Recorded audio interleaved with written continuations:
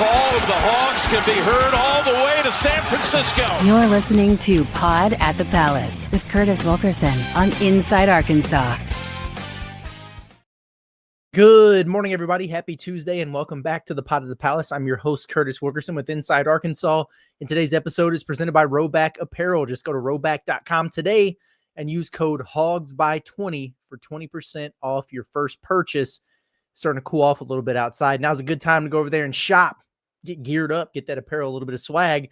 Monday wasn't an eventful day at all in Razorback country, was it? Holy cow. Man, it's crazy. Yesterday I joked about, Bobby Petrino trying to steal players from the basketball facility. Turns out he might need a coach or two. I mean, this is nuts, man. Unprecedented times that we're living in here, friends. No doubt about it. Hey, once again, appreciate everybody for tuning in for some hoops talk with all this football shenanigans dominating the headlines. We're going to make it a pretty quick one tonight, not because of the football mayhem, but because I do have some things I need to be present for tonight at home. But we're going to get to a couple pressing issues and make sure that we talk our way through some things here. I feel very Brian Windhorst-ish. If you guys remember a few years ago when he had that meme that went viral, he was like, now, why would they do that? He's talking about the Utah Jazz. Why would they do that? That's how I feel about some of these moves on the recruiting front. But we're getting close, man. And like basketball, very much on the horizon. We're merely days away at this point. In fact, you can come out to Goat Lab Red on Friday. This is a bit, make sure you listen to this, okay? If you are coming out for the Midnight Madness deal, you need to make a pit stop at Goat Lab Red in Oak Plaza on North Garland in Fayetteville Friday at 6 p.m. Come hang out with us, the Inside Arkansas crew. We're going to be out there for the Pod at the Palace primetime as we preview primetime at the Palace. And if you show up and you can say that 5 times fast without screwing it up, I'll buy you a beer. If you're 21, you can provide valid ID. Come hang out with us, man. Talk ball. Grab yourselves a Razorback or a Tusk or a Tusk Light. Oh, and by the way, you can take advantage of 25-cent wings while we're out there. It's a big-time deal all before we head over to Bud Walton Arena to watch the Hoop Hogs put on a show. I can't wait. I'm looking forward to it. I'm so excited to see these guys out there. It hits a little bit different. Like it was so cool to be able to go to the practice facility and watch them over the summer. Very grateful we were able to do that. But when you see the fellas in uniform and they're out there in Bud Walton Arena and you got a big crowd, doesn't it just feel a little bit different? Doesn't it just feel a little bit more real? I can't wait. It's going to be awesome. But at any rate, let's move on. On today's episode of As the Recruiting Trail Turns with Arkansas basketball, I think we need to try and make sense of a few things that happened on Monday that raised a brow. And this is funny. Sometimes people get upset at me sometimes and they say, man, why are you giving yourself an out? If we're talking about a particular recruitment or whatever. And when I try to tell people, like, it's not that so much as it's just understanding how this works nowadays, especially in the NIL and revenue sharing era. Like, things are always subject to change. And when it happens quickly, it's usually financially motivated. So what I want to do here is I'm going to play you guys just a short clip from yesterday's show talking about Abdou Toure, and then we're going to talk about why it was important and why I said what I said. Here you go. I was told earlier today that the contenders are probably going to be able to make any final pitches through Monday, and then he's, shutting it down and letting folks know what he's going to do. I do not at this time believe that UConn is one to worry about here. I know it's the home state school. Yeah, they've been out to see him, but they have not been prioritizing him the way that Arkansas and Providence have, or the way that they've been prioritizing other recruits, unless they've been doing it very, very much on the down low there. And the way I can tell, like, unless Providence just suddenly appears with a bag that Cal isn't going to mess with, I'm anticipating some good news coming for Arkansas on Friday. So we're going to keep eyes on it every day. You know how it is with twists and turns and the way things can change. But so far, sounds very, very good. Like, if we're doing the updated big board here, the temperature check, whatever, I've got Abdou at the very top of Arkansas's list at rear. All right. So why bring this up today? Well, because on Monday, of course, 24/7 Sports staff predictions, and I'm not sure what this is, because usually when somebody puts in a prediction, it's somebody like me, or an analyst, or a Joe Tipton, or an Eric Bossi, or Travis Branham, whoever. but this is a little bit different. Some people are saying, is it AI? Like, what is going on here? That's still up for debate, but it put in a crystal ball prediction for Abdou Toure to Providence, and it had the following write-up attached. I'll read it to you. A 24/7 Sports staff crystal ball prediction has been put in for 4-star small forward Abdou Toure to Providence. Why? At least one of Abdou Toure's 3 stated finalists, UConn, isn't perceived as aggressively pursuing him at this point. He's visited only Providence and Arkansas, and the intel says the Friars are able to meet his NIL ask and make him an immediate focal point. Okay. You get it now? Do you see why I said what I said now? Let's talk this through. First, this is not over. I don't care what that thing says. This is not a done deal for Providence. We're going to know a lot more concrete information on that tomorrow. Or I'm recording Monday night, Tuesday. Okay? Because that's exactly what I was told. That, teams are going to be able to make their final pitches, and he was going to tell whoever, hey, I'm committing to you, or I'm not committing to you, and he was wrapping this thing up on Tuesday with the commitment coming on Friday. So there's that. I also think it's important to distinguish something there from what that little write-up said. There's a difference in Providence being able to meet his NIL demands and Arkansas not being able to meet his NIL demands, right? Like, the question is more or less is if Cal is willing to do that when you consider the other investments that you're also looking at with, Brandon McCoy or Baba Oladaton or Arafan, whoever, right? Make no mistake here. John Calipari clears Kim English in a bidding war 10 times out of 10 if he wants to. Just like Arkansas clears Georgia Tech for Mo Silla last year 10 times out of 10 if they wanted to. And don't sleep on the Big East money, especially with the rev share era and all that. But chips all in, this is simply a battle that Arkansas wins. Okay. Now, what Arkansas can't do is guarantee Abdou Toure being a focal point like Providence can. Although, on the flip side, Kim English can assure him that he can get him to the league like John Calipari can. But the pathway for all this momentum that Arkansas had shifting away, it was exactly what I thought it would be, which is, does Providence up the bag to a point that Arkansas is not comfortable going to, considering everybody else that they're recruiting, who are dragging these things out?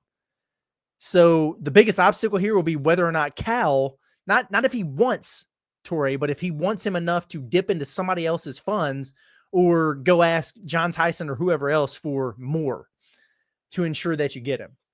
Because you only have as many, so many favors, right? So many times you can go back to the well.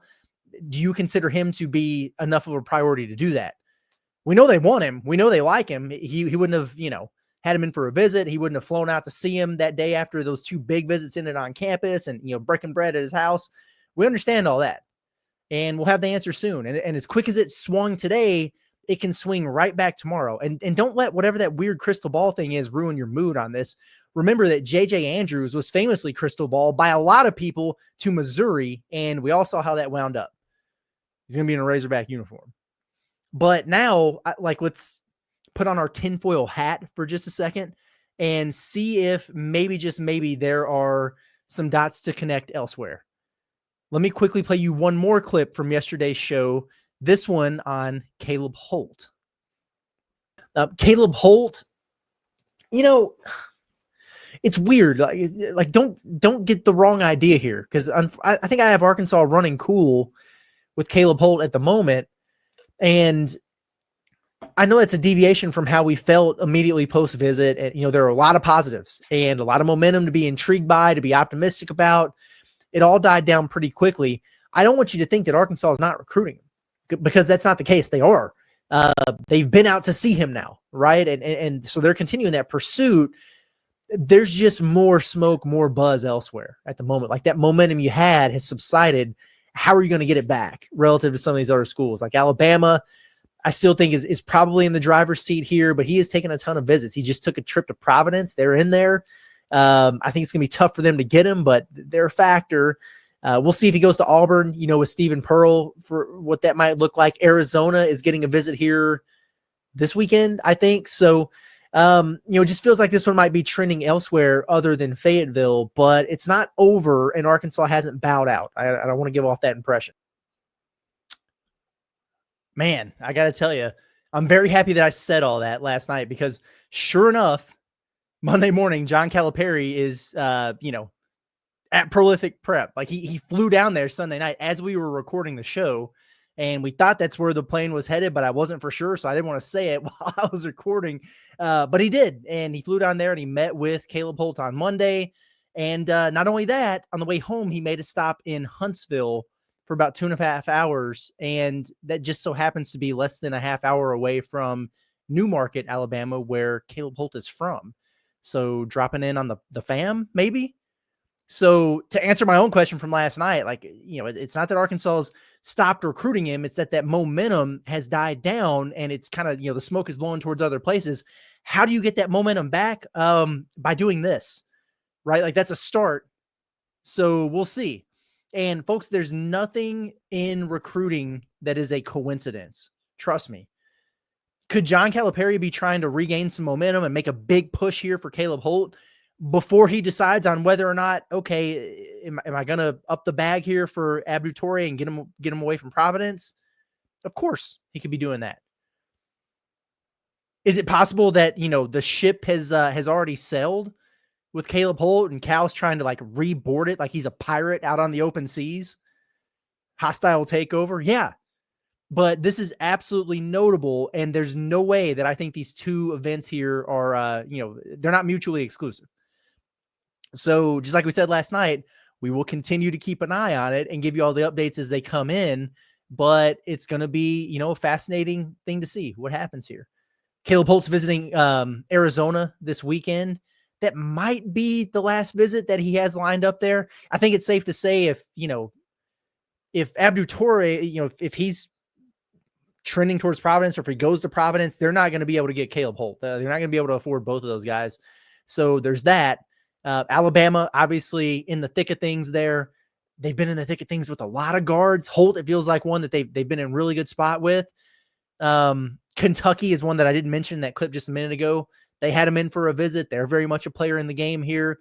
So, maybe some ground that Arkansas has to make up or some steam that they have to rebuild.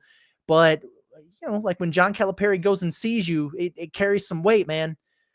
And we've seen the impact that it's had in certain cases, and we've seen that in others. Like he went and visited Tay Kenny in person, and he popped for Kansas. He had his visit moved up to Arkansas to make sure he got it in, still popped for Kansas. So it's not a guarantee, but it's absolutely a big deal, and it's notable. And I do think the two recruitments here are connected in their own little way. The beautiful thing is that, again, we should have a little bit more information on Abdou later in the day on Tuesday, and he's committing somewhere on Friday. And I think that'll give you a pretty clear indication of where Arkansas stands with Holt at that point. Hey, folks, if you are in Northwest Arkansas or the River Valley, have Walter Christmas Lighting come out and install and set up your house with professional Halloween and Christmas lighting like you've never seen before. They've hooked up my house. It's awesome. It was a great experience. All the materials are provided. Any color, any pattern. They let me kind of choose my colors and my preferences and what I liked, and they drew me up a sketch and sent it to me, and they came out here and executed it. It was awesome. They do all the installation, free maintenance throughout the holiday season. They come and take it all down for you in January. And if you sign up for Halloween lights, you'll also get your Christmas lights for 50% off. Just text our guy Brett for a free estimate at 479-459-1380. You can also check out their website at walterchristmaslighting.com, or like I'm on Facebook by scanning the QR code right there on your screen. It's Walter Christmas Lighting of Arkansas, your local holiday lighting experts. All right. So just a few other very quick notes here as we wrap up today. What's a little bit of an abbreviated episode of the Pot at the Palace. Yes, I saw that Arafan also got the weird 24/7 Sports staff crystal ball thing as well.